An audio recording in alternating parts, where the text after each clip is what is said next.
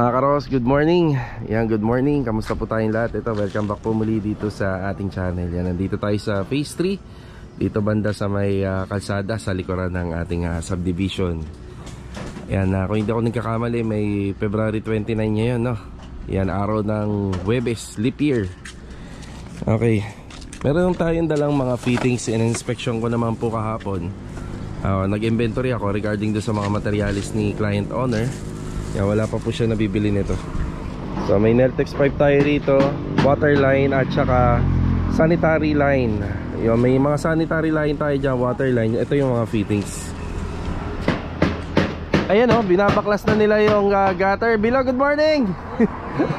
Tsaka si Adonis. Nis, good morning. Yan, makikiabot ako nito. Ayan, salamat. Ayan, dito may makikita na kayo na tubo para to sa exhaust fan. Tapos rito may mga gagawin pa po tayo dyan, mamaya titingnan natin. Tapos magpo-provide tayo ng itak para kahit papano ay maputol po nila yung mga sanga. Ayan, nag-uumpisa na silang maglinis. Parang may pugad na ng ibon dyan Ayan grabe yung grabe yung gutter puro dahon. Ayan, babaklasin muna nila yan. Pagkabaklas, magpapasa na tayo ng plano sa CMT metal roofing. Bali kahapon hindi po tayo nakapagpasa sa kanila at inasikaso muna natin yung birthday ni Bunso. Ayan tayo, phase 6. Ayan ay, may nakalimutan ako. Yung yung primer. Ayan, bumili na rin tayo ng epoxy primer para sa bubong. Donis, dito ka muna to. Sige, dito na lang. At baka hanginin baka hanginin. Yung pang primer yan para sa bubong. Darating ba ngayon yung gutter? Darating ngayon. Pero hindi lang ako sigurado kung anong oras. Basta nakaano na. Scaffolding din para dito. Okay, sige. Sige, kukuha tayo. Ayan Tara. Okay mga karos, dito na tayo sa phase 6. Ay si Marvin, good morning Marvin. Good morning. Yan. Bali makikita nyo itong pinagbaklasan sa ceiling. Ayan, bakit nga ba nakaganito to? Yung po kasi yung buhangin na kinoberan muna natin. Yung kasi nito, pag malakas ang hangin, napunta yung alikabok dun sa may bahay. Yan, kahit papano, pansamantala lang na hindi mapunta po yung doon, yung mga buhangin. Malakas ang hangin dito sa phase 6 palagi. Okay. Tutuloy dito yung CHB laying sintada.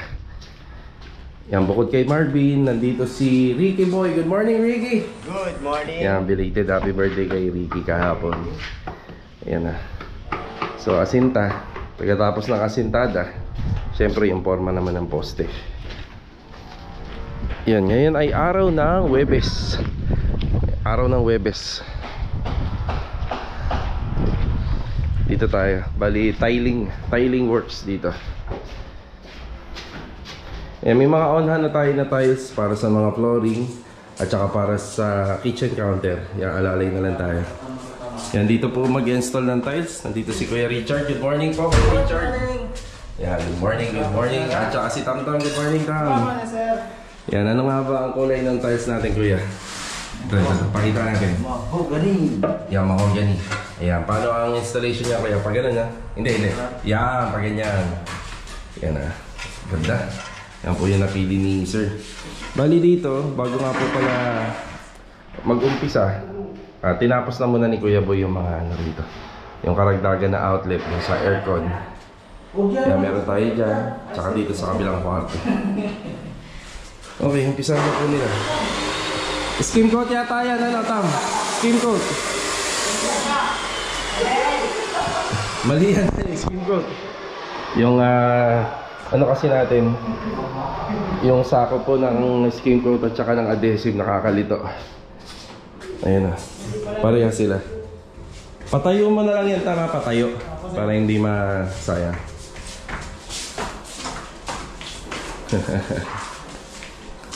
Parang natatapon pa yan. Ito yun may mga adhesive naman dyan. Doon naman tayo sa kabila. Tara. Dito naman tayo sa second project na Athena. Yan, skim coat finish po yung ano natin dito, trabaho. Ay, si Kuya Dindo. Good morning po, Kuya Dindo. Yan, good morning, good morning. Ayan, good morning. Jamil, good morning. Good morning. Ba, may ano ka na, may salamin ka na sa mata. Okay. Tsaka si Kuya Boy, good morning po. Good morning. Kuya Boy, dito po pala. Yan. Oo, yan, dito, isa lang, sa gitna. Yan ah. Bali yung tinuturo natin kay Kuya Boy, yung mga additional na electrical outlet para sa extension na ginawa po natin. Kuya, baka bilhin ko na rin, no? Ibilhin ko na rin po yung mga yung mga outlet. Yan. So 2 gang, ayan. Tapos 1 gang dito para sa ref. Tapos may 1 gang din po dito para naman po doon sa cooktop. Yan, dahil na switch. Yan, switch dyan. Switch din po doon. Then isang outlet dito. Ito po yung pinaka dining space. Yan, dining space nila, ma'am.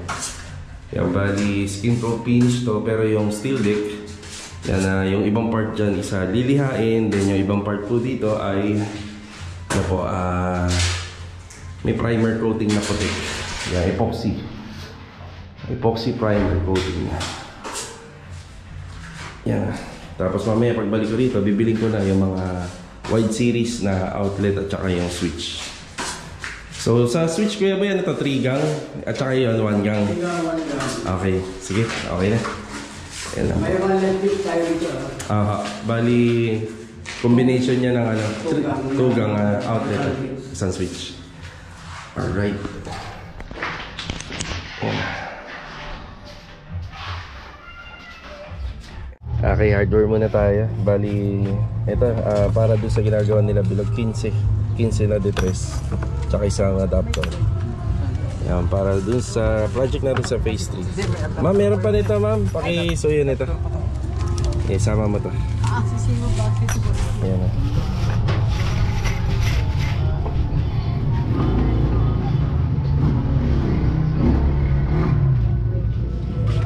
Yan, bali 120 pesos. Balik ulit tayo rito sa phase 3. Bali yung binili nga po pala natin na mga fittings kanina, 656 po yan. Yan yung dineliver natin dito. Fittings po para sa mga sanitary and water line. Then yung epoxy gray at saka itong Bulkasil 290 naman po yan yung bili natin. So gagamitin po yan sa bubong sa taas. Tapos mamaya may delivery tayo para naman sa gutter. Maglilinis na. Naglinis na kayo, Ranlog? Nagwalis na pala. Ayan si si Adonis, may hawak na itak. Yun o. Naghanap ng away. Yan, maraming salamat po sa nagpahiram na kapitbahay. Yan, kila sir. Itak. May dala rin ako, pero yan na yung gagamitin nila. So ito nga po pala yung ginawa kahapon. Yan, bali naka-epoxy yan, yung gilid. Then waterproofing.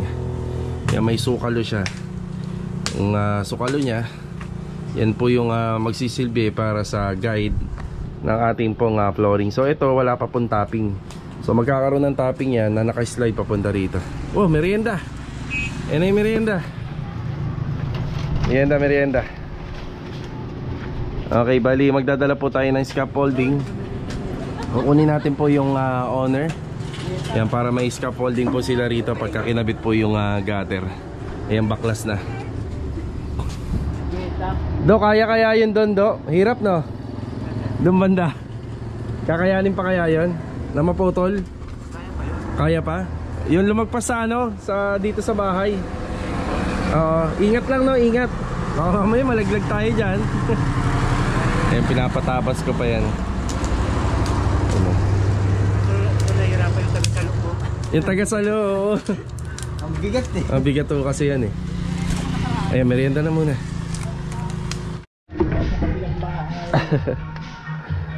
Makisuyo. Uy, aboy. Ano yung kulay white po yan, kuya? Yung ano niya, yung Flexiban sa taas at saka dun sa likod. Sa likod po.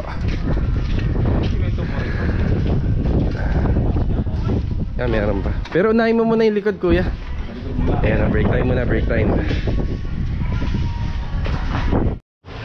Okay, ito na yung ating mga scaffolding. Hindi ko pa nakuha lahat. Yung iba nandito.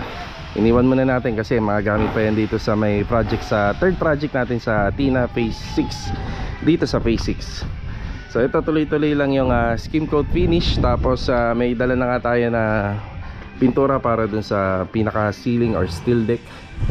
Tapos sa taas naman, papa-flexiban na po natin bago po magpahid ng topping. Ayan po.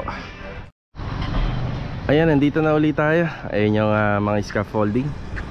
Tapos yung ano nga po pala rito, yung area, bahagyang lumiwalag na. Ayan, naputol na po nila yung mga sanga na kung saan ay lagpas po dun sa bubong ng ginagawa natin. Ayan o. Ayan, putol na po nila. Ayan, mag-update tayo mamaya dahil inaabangan ko na lang yung mga ano, yung mga gutter natin, yung 2 pirasong gutter para rito.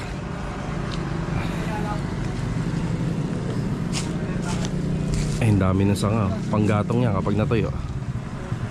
Putol na.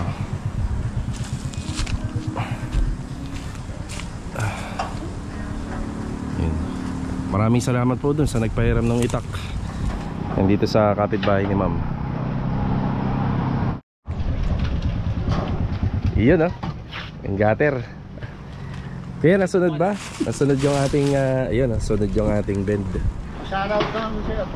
Oh, shout out. Ayan, kasama namin. Ano pangalan nito, boss? Elmer. Shout out kay Sir Elmer. Yun, no?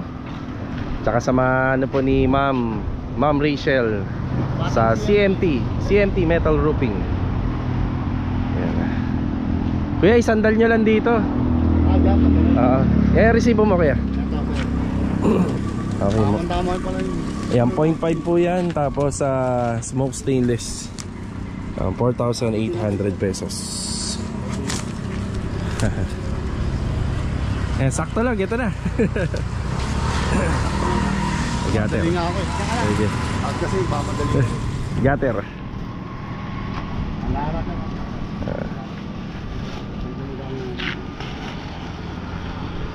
Ayan, okay na. Mamaya ihatid ko yung stainless gutter niya. Stainless gutter, yung gutter strainer. Ihatid ko na lang yan dito mamaya. Okay, ito mga karasa, magkasama pa rin po kami ni Mrs. after break time. May bibili lang kami rito mga switches and outlet kay Sir Danmark, yung mini hardware niya rito. Tapos meron na tayong gutter strainer dito, ihatid na lang natin kila Bilog. Then diretso na tayo sa Phase 6. Ayan, at bumili rin tayo ng liha kanina, yung mga liha para po dun. So shoutout muna. Yan, shoutout Mikay Short Vlog. Yan from Kota Kinabalu, Malaysia. Ayan, ang hirap bigyasin. Yan, shoutout po sa inyo, ingat palagi. Tsaka kay Sir Daddy Ian. Tapos binabati ko po yung anak niya ng happy birthday na si Ma'am Angelica Galardo Gabales. Yan, more birthdays to come pa po, and ingat po palagi. Tapos shoutout na rin kay Ma'am Lisa Yang. At binabati ko rin po siya ng happy birthday ngayong February 29. Shoutout na rin kay Alvin Constantino na lagi po nanonood ng ating vlog. Yan, shoutout po, ingat palagi. Ayan, tara, let's go. Bili naman tayo ng ilaw.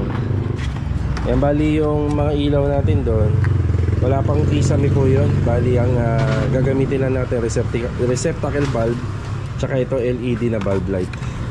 Apat. Yan, mga outlet and switches.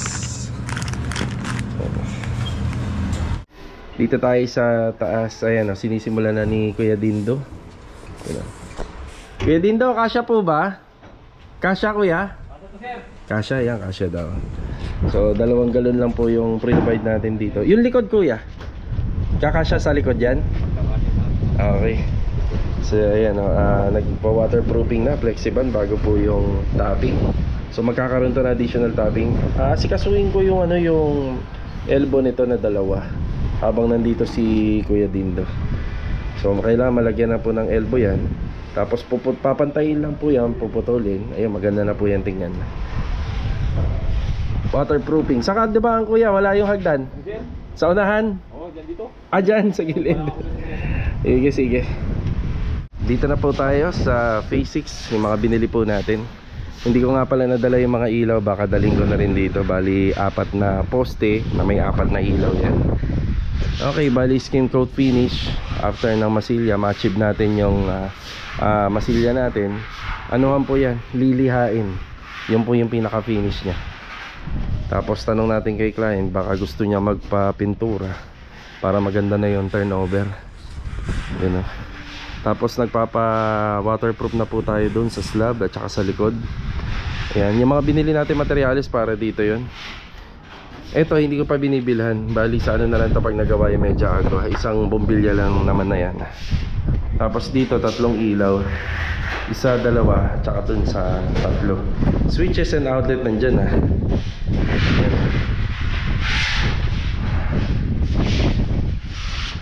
Kaya boy, dala ko na nga po pala yung mga outlet dun. Kaya may topping na lang si Kuya Boy dito. Itatap niya na lang po yan. Dito muna ikakabit ko na kasi nabubuksan ko, nakakadaan yung tao. Ah, okay, sige, sige. Baka mamaya. Ano yun, mahugot. Tama, tama. So, kailangan na pala natin ikabit yung bintana. Yan na, i-schedule na to. Tinatapos na lang ko kasi yung mga plastering dito. Plastering yung masilya. Pag natapos na yung mga masilya dyan, yan, papakabit na po natin yung bintana. So, yung laki nito parang ganito. Yan, ganito. Yan. 2 ganyan.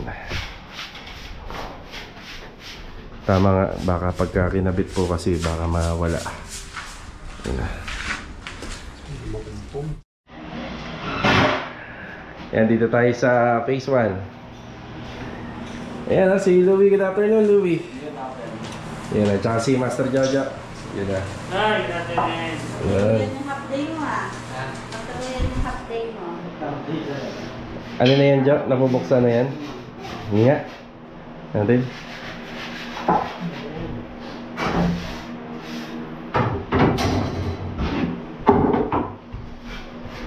Okay, may ganun siya.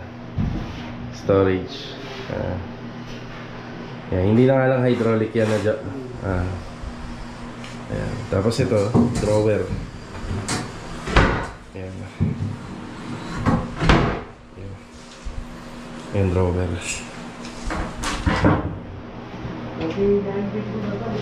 Nagsukat na siya rito? Ah, ayan na pala. Ayun, may jealousy na. Ayan, naka-jealousy na. Tapos ito yung inaayos ni Louie rito, header. Nasukatan niya na rito, eh. Ayun na.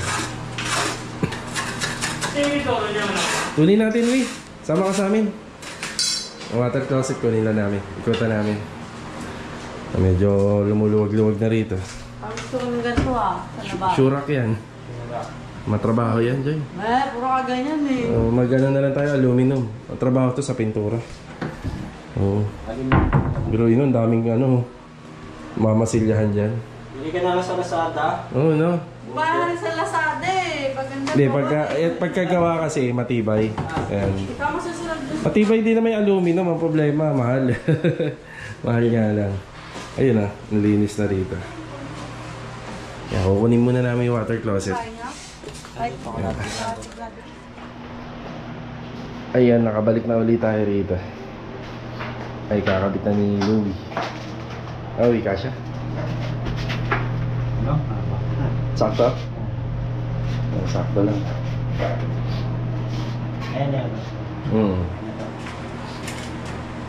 Kulang pa pala tayo, yun doon pa oh. Single. Single na lang at saka isa pang flexible. Meron naman na yan, kasama na. Iga-ground na lang. Grout na natin to. Meron ba tayo dyan? Wala na. Sige, magdadala tayo. Sige. Bumalik ulit tayo rito sa Phase 6. Yung kinulang po yung 2 galon ng Flexibam para ma-applyan din yung likod ng bahay. So ito, follow up tayo ng isa. Doon sa slab, ang total na nagamit ng 2. And tapos sa backup na boral para sa pangmasilya rito. Ayan lang po kuya. Thank you. Yan, nililihan na rin po yung ibang part ng walls dito. Thank you kuya. Thank you. Yan na.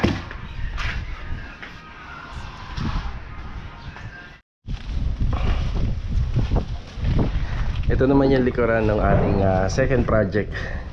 Yan naman po yung ina-applyan ng waterproofing ni kuya. Dito naman sa third project, ito yung asinta ng hollow blocks. Yan. Asinta. Ito na. Hindi naman malaki yung gap between dun sa ating CHB laying. Sakto lang yun. Tapos yung gap na yan, nilalagyan na lang po namin ng halo. Ibig sabihin yung pagkakagawa ng pader na to, yan, tuwid po siya. Sa atin kasi yung asinta natin naka-base sa eskwala nitong loob ng bahay. Yan.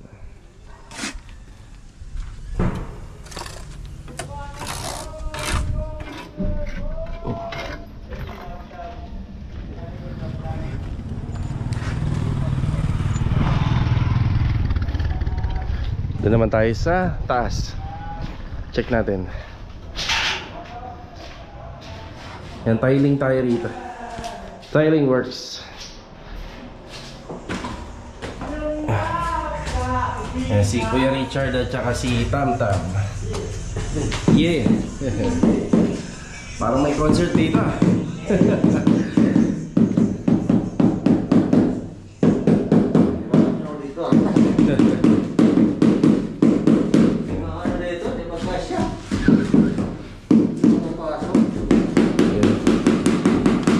Bali, ano mo rin kuya, no?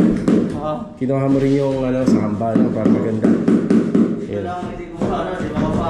Oo. Yan na, may ano dyan, may siroho dyan. Di bali, nasa likod naman ng pinto kuya, na. Yan ang tinitingnan natin dyan kapag may mga sirohong maliit. Kung kaya itago sa likod ng pinto, mas maganda. Yan, bali, dry pack pa rin. May grout. Yan, may grout. Tapos yung ilalim yan, may pahid pa rin po yan. May pahid muna ng grout bago yung dry pack. Tapos yung dry pack may grout tayo para matibay yung pagkakabit.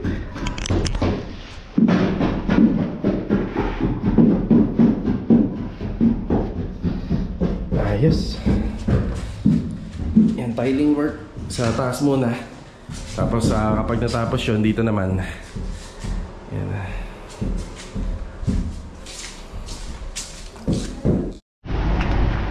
Okay, final update tayo rito sa phase 3. Okay, unahin natin yung puno.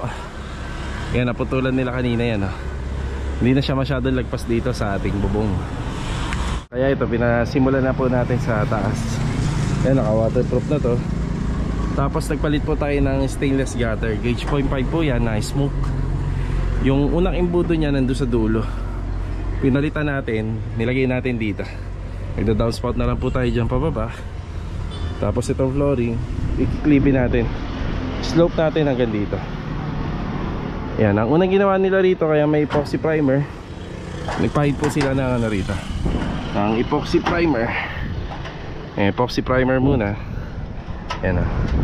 Then boys and roof guard. Yan, pero bago po nila na-apply ng boys and roof guard yan,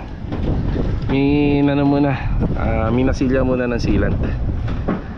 Yan, sinilant muna lahat, pati tech screw, yung mga dugtungan. Tapos yung ginamit namin pangkapit dito sa gutter, papuntang yero, is yung aluminum na, is yung stainless na rin. Yan, stainless. Yung design nito, yan, dito kakapit yun. Ayun, nasa gitna. Kapit na po siya. Yan, para pagka mag-uulan-ulan ay matesting natin yung bubong kung maayos. Tsaka titibay na to, gawa ng nalinis na. Ayan guys, stainless. Tapos yan yung ating gutter strainer. Yan, may strainer na siya dyan. Ayan, hanggang dito na lang tayo. Hindi na tayo makakit sa taas. Ganito po yung dati itsura niya. Kanya kapal yung dahon sa gutter. Kaya ito bumaluktot na. Ayan, bumigay na. Ayan, tapos yung una nito, ganyan din. Ayan, may mga dahon nito, malinis na. Sampatong pa lang sir. Isang mano pa lang to. Sige, dodoblehin pa po yan. Tara. Tapos dito sa second floor, ayan na. May update din tayo rito. Yung pinaka flooring dito, ayan, bali may sukat po to para po sa ating water closet at saka sa CR pag akyat po rito. So ito, naglagay na tayo ng unang pasukalo, floor drain, water closet, water line at saka ito water line.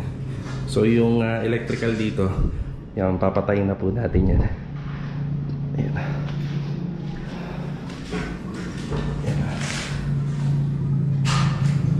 Okay, yan lang po muna yung mga naganap ngayong araw po ng Huwebes. Yan, kita-kita na lang po tayo sa susunod na video. Yan, God bless. Yan, ingat po palagi. Bale, ito, paalam po muna. Sinasara na muna niya.